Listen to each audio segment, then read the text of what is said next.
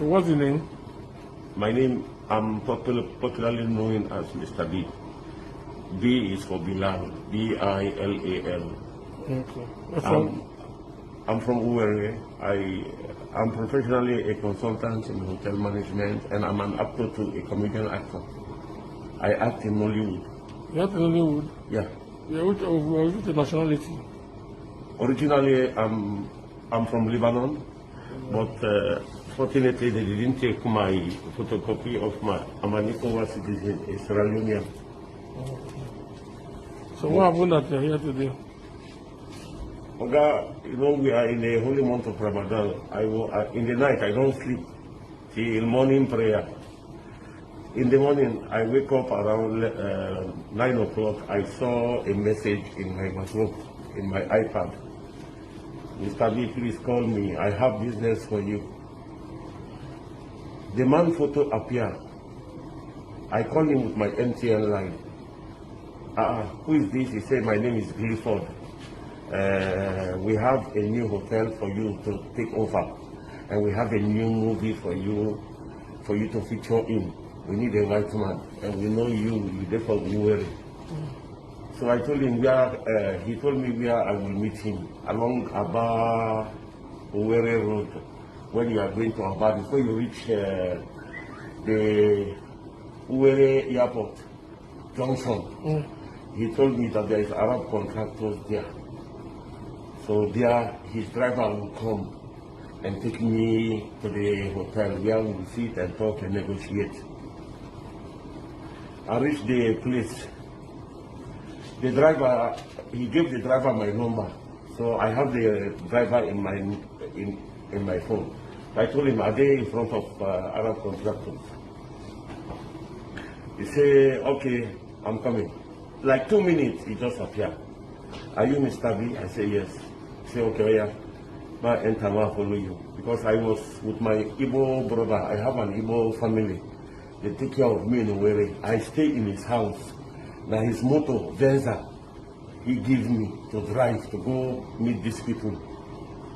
So he enter. He said, ma, enter this way. I enter. Like 5, 10 minutes, 15 minutes. Okay, where you take me now? Me and Mr. Clifford not talk like that. Where are you taking me inside? Okay, don't worry, we'll go reach very soon. Before you know it, like I don't enter 30 minutes. At the past village. I never know even a River State, I don't enter. At the past village, and I'll do prayer inside me. We reach one isolated area. About 7 people come from bush. One of them carry one local pistol. They started hitting me with cutlass. See, they even hit me. This guy hit me. This guy carry a front. They hit me in my body. See my jaw is swollen. See my hip. No, sorry. Hit me. Oh yeah, enter. Today you must give us all your money. All your money for ATM, you must transfer anything or we'll cut it to pieces. Me, I was shocked because in my 30 years in this country, I've never been attacked. I've never been attacked for once. So they enter, they push me to the seat in the drive. The motor gets sensor. He don't know how to drive, and I show him how to do it. So we go front. I begin to pray. I say, see another village. Oh.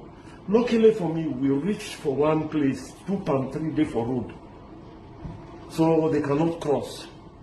He has to stop the motor. One of the kidnappers at the back came down to take the pantry out. As he wanted to take the pantry out, I was praying. Then one boy came from the bush. I said, don't take that pantry. Leave it. Then I had the chance to open the door. I opened the door. Because there were 3 kidnappers behind and him, he was driving. So I came down and I started running. I was inside the village. People came from nowhere. They surrounded me. They ran with the motor. This is how God saved me. They took my Venza, the Venza of my Igbo friend.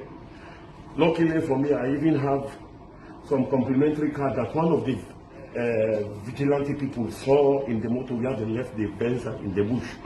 So he gave it to me. Because They took my iPad, they took my 3 chains, they took my phone. I don't have nobody. The only number I crammed in my head is my wife's number, my river wife number. She lives for Bayelsa. I told her to call the Igbo man.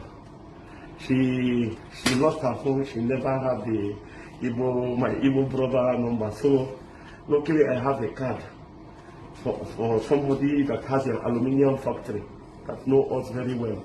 So I called him. I said, Mr. Ifan, this is Mr. B. I've been kidnapped. Call Ralph to call this number. He called me. So I narrated the story to him. And that is it. And later on, many police people, I salute all of them, many of them, a battalion of police people came before DPO finally came and took me. They took very, very, very, very good care of me. May they live long. May God guide and protect you all. In fact, I am impressed. I pray the government will do more for you, to mobilize you more. Instead of you, they go hire this rotten boss, they enter inside.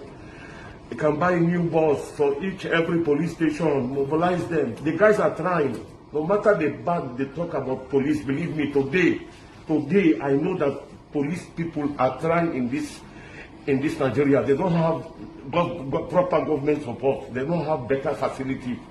They suffer left and right just to put fuel or this or that, higher boss. Imagine a great country like Nigeria, number 6.